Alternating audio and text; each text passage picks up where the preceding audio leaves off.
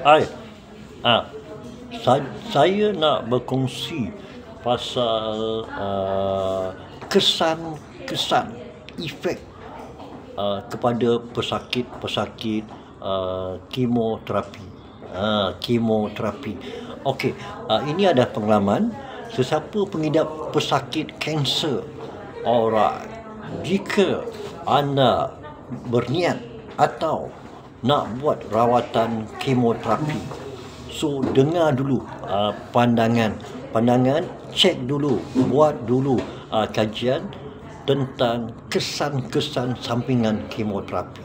Okey, salah satu kesan sampingan kepada pesakit adalah kelesuan. Sampai yang ke tahap kelesuan yang melampau.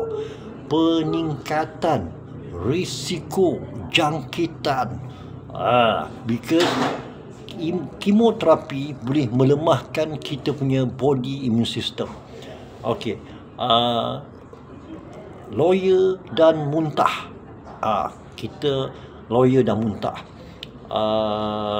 Kuku jari, kulit kita boleh lebam dan berdarah. Okey, nombor 5, cerit-berit dan sembelit. Ini kesan-kesan pesakit kemoterapi. Keguguran rambut. Selalunya lepas kemo, rambut kita akan habis. Okey, masalah hilang ingatan dan tumpuan.